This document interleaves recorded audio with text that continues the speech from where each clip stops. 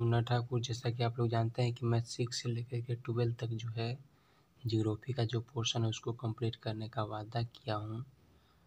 तो आज जो है आज 5वां चैप्टर है और ये आप लोग मत समझिएगा कि ये जो है मैं पढ़ा रहा हूँ तो आपको 6 का ये सेट पोर्शन 6 का तो है, लेवल 6 का है, लेकिन आपको ये जो है आपका कंपटीशन लेवल में भी मैंने देखा है बहुत सारे क्वेश्चन कि उसको पूछता है।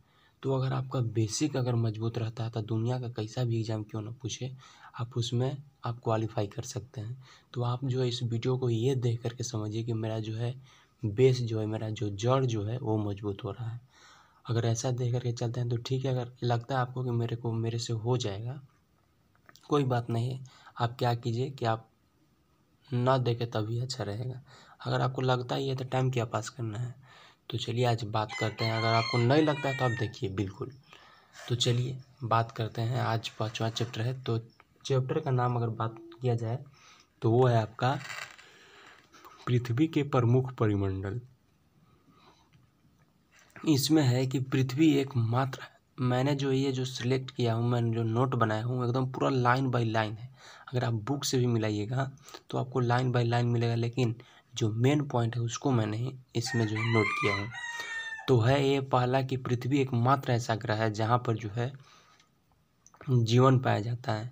जीवन के लिए आवश्यक तत्व क्या हो सकता है जीवन के लिए? तो जीवन के लिए आवश्यक तत्व यही हो सकता है कि उसमें जो है आपका भूमि का जो होता है, भूमि का रोल होना चाहिए, जल होना चाहिए तथा हवा होना चाहिए, और ये सब जो है आपका पृथ्वी पर ही मौजूद है। ठीक है। अगर अगला बात किया जाए तो आपका ये हो जाता है कि स्थल मंडल क्या होता है। अगर स्थल मंडल की अगर इंग्लिश में बात किया जाए तो लिथोस्फीयर बोलते हैं। तो स्थल मंडल क्या होता है? तो पृथ्वी का वह ठोस भाग जिस पर हम रहते हैं और जिस पर हम रहते हैं उसे ही स्थल मंडल कहते हैं। बात मोटा मोटी यही है कि पृथ्वी का वह ठोस भाग जहाँ पर हम रहते हैं, जिस पर हम रहते हैं, वो क्या है? स्थल मंडल है। अगला बात करते हैं वायुमंडल। स्थल मंडल तो पढ़ लिया, स्थल मंडल क्या होता है। अगला है आपका वायुमंडल। तो वायुमंडल क्या होता है? तो गैस की परतें जो पृथ्वी को चारों ओर से घेर लेती हैं, उसे घेरती है, उसे वायुमंडल कहते हैं। मतलब मोटा मोटी इसमें यही है कि जो भी आपका जो गैस का जो परत है, गैस का परत मतलब चारों तरफ फैला हुआ है तो परत ही समझिए। तो जो गैस का परत जो है, मतलब लेयर जो है, वो क्या क्या है? पृथ्वी को चारों ओर से घेरती है। मतलब पृथ्वी, हाँ दोस्त, वो जो है सराउंडिंग है पृथ्वी में। आप अपना जो अर्थ है, अर्थ के तो चारों ओर वायु फैला ही है। तो वो जो परत जो है, मतलब जो उसका लेयर है, हवा वायु का जो लेयर है, वो जो चारों ओर फैला हुआ है, उसी को जो हम लोग क्या कहते हैं? वायुमंडल कहते हैं। इंग्लिश में बात किया जाए तो इसको एटमॉस्फेयर बोलते हैं। अगला क्वेश्चन आपका आता है कि जलमंडल किसे कहते हैं। तो जलमंडल पृथ्वी के बहुत बड़े भाग पर जल पाया जाता है। जलमंडल किसको कहते हैं? तो जलमंडल हम लोग उसको कहेंगे जो पृथ्वी के जो है बहुत बड़े भाग पर क्या पाया जाता है? तो जल पाया जाता है। तो उसको हम लोग क्या कहते हैं? जलमंडल कहा जाता है। इंग्लिश में बात किया जाए तो इसको हाइड्रोस्फीयर कहते हैं। अगला है आपका जैवमंडल किसे कहते हैं। ये सब इम्पोर्टेंट पॉइंट है। जैवमंडल किसे कहते हैं?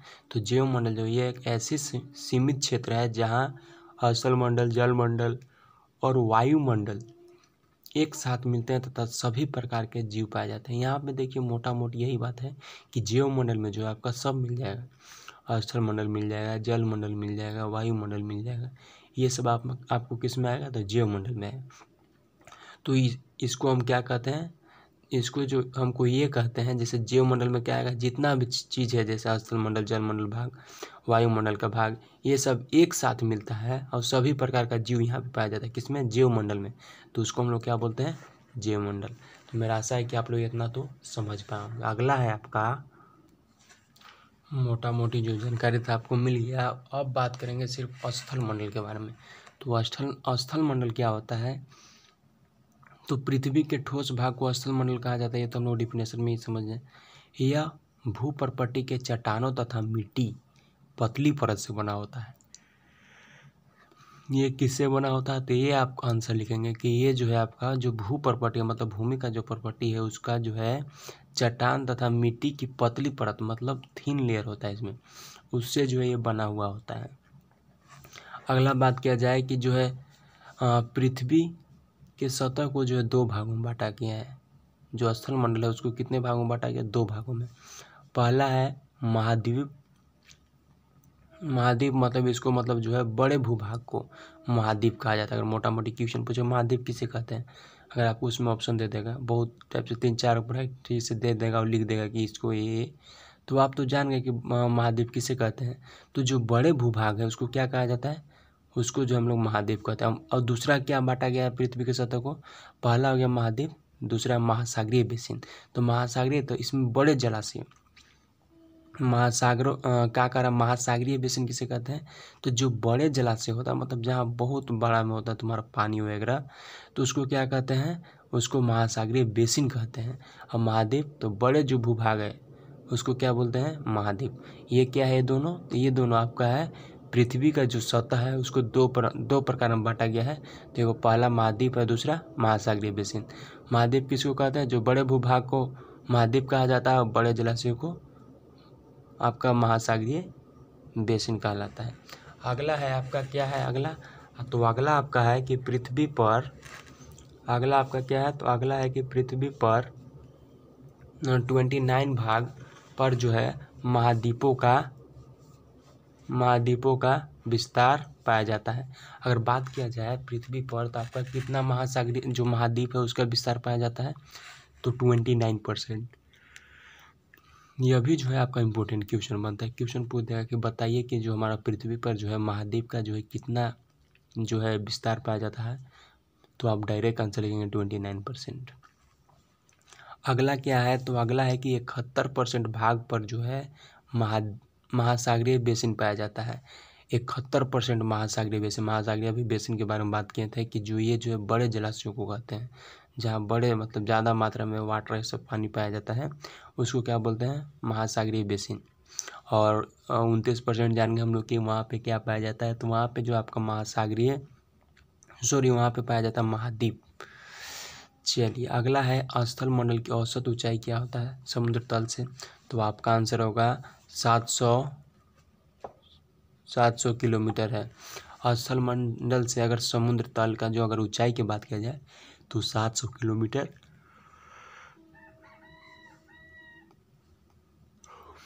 होता है। और अगर इसमें अगर बात किया जाए तो इसमें आपका आएगा कि समुद्र तल की ऊंचाई को जो है शून्य माना जाता है। जो समुद्र तल का जो ऊंचाई है, जो समुद्र से ऊंचाई जो होता है उसका क्या माना जाता है? शून्य माना जाता है। और अगला बात करते हैं कि महासागरीय बेसिन की गहराई सभी जगह पर जो है समान नहीं होता है। जो महासागरीय जो बेसिन है, जो जलाशयों का जो बेसिन है, उसका गहराई जो है आप चाहेंगे कि हर जगह पर समान हो, तो बिल्कुल समान नहीं होता है। अलग अलग जगह पर इसका अलग अलग अपना रोल होता है। किसका? तो महासागरीय बेसिन का। तो मेरा आशा है कि आप लोग इतना समझ पाएंगे। अगला क्वेश्चन है कि विश्व का सबसे ऊंचा शिखर माउंट एवरेस्ट है। क्वेश्चन क्या है कि कह रहा है कि विश्व का सबसे ऊंचा शिखर कौन सा है? तो माउंट एवरेस्ट है। समुद्र तल से अगर इसका बात किया जाए तो आपका है कि 8,848 मीटर ऊंचा है। कितना ऊंचा है? तो 8,848 मीटर ये ऊंचा है। तो ये बहुत इंपॉर्टेंट क्वेश्चन है, कभी कभी एग्जाम में पूछता है कि विश्व का सबसे ऊंचा शिखर कौन सा है, तो आप डायरेक्ट आंसर लिखेंगे माउंट एवरेस्ट। और अगर बात किया जाए तो समुद्र तल से कितना है? तो 8,848 मीटर ऊंचा है। अगला है कि विश्व का सबसे गहरा भाग प्रशांत महासागर का मरियाना गर्त है। अगर विश्व का सबसे गहरा भाग बात किया जाए तो प्रशांत महासागर का मरियाना गर्त है। कौन है? मरियाना गर्त। इसकी गहराई अगर बात किया जाए तो 11,022 मीटर है। आप लोग याद कर लीजिएगा, ये इंपॉर्टेंट क्वेश्चन है, पूछता है कभी कभी विश्व का सबसे ऊंचा शिखर कौन सा है, तो माउंट एवरेस्ट याद कर लीजिएगा। और समुद्र तल से अगर इसका बात किया जाए तो 8,848 मीटर ऊंचा है। और अगर इसका बात की जाए तो विश्व का सबसे गहरा प्रशांत महासागर है। और इसका उस प्रशांत महासागर का कौन सा है? तो मरियाना गर्त। इसकी अगर गहराई बात किया जाए तो 11,022 मीटर है। अगला है ये है कि आप जानते हैं, तो क्या आप जानते हैं कि स्थल का बहुत बड़ा भाग जो है उत्तरी गोलार्ध में पाया जाता है। इसीलिए उत्तरी गोलार्ध को स्थलीय गोलार्ध कहते हैं। उत्तरी गोलार्ध को क्या कहते हैं? स्थलीय गोलार्ध कहते हैं। कह रहा है कि स्थल का बहुत बड़ा भाग जो है आपका कहाँ पाया जाता है? उत्तरी गोलार्ध में। स्थल का जो बहुत बड़ा भाग कहाँ पाया जाता है? उत्तरी गोलार्ध में। इसीलिए उत्तरी गोलार्ध को स्थलीय गोलार्ध भी कहते हैं। कभी कभी एग्जाम में पूछ देता है कि स्थलीय गोलार्ध किसको कहते हैं, तो वैसे आप लिखेंगे कि स्थल का जो बहुत बड़ा भाग जो है आपका उत्तरी गोलार्ध में पाया जाता है। स्थल का बहुत बड़ा भाग कहाँ पाया जाता है? उत्तरी गोलार्ध में। इसीलिए उत्तरी गोलार्ध को स्थलीय भाग कहते हैं। मतलब जो उत्तरी गोलार्ध है उसी को क्या कहते हैं? स्थलीय गोलार्ध कहते हैं। तो मेरा आशा है कि आप लोग इतना समझ पाए होंगे। अब जो है आपको टॉपिक वाइज वीडियो मिलेगा, क्योंकि उतना जो मैंने देखा हूँ कि आप लोगों को जो है थोड़ा लंबा हो जाता है वीडियो।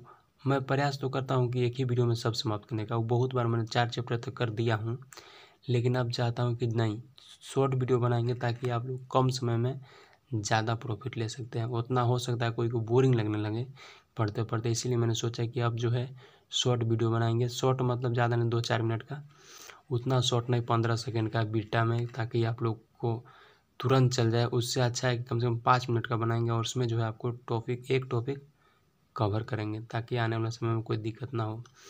तो आप समझ गए होंगे। अब अगला जो टॉपिक मैं बताऊंगा नेक्स्ट डे तो रहेगा, छोड़िए आज मैं इसको बता ही देता हूँ महाद्वीप के बारे में भी।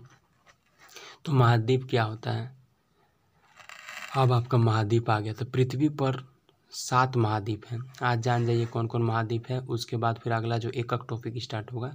तो पृथ्वी पर 7 महाद्वीप है। पहला है एशिया, अफ्रीका, उत्तरी अमेरिका, और फिर है आपका दक्षिणी अमेरिका, अंटार्कटिका, यूरोप और ऑस्ट्रेलिया। बस आज इतना ही रह देते हैं और अगला टॉपिक वाइज आपको बात किया जाए। पहला जो है महाद्वीप, उसके बारे में। Thanks for watching my video.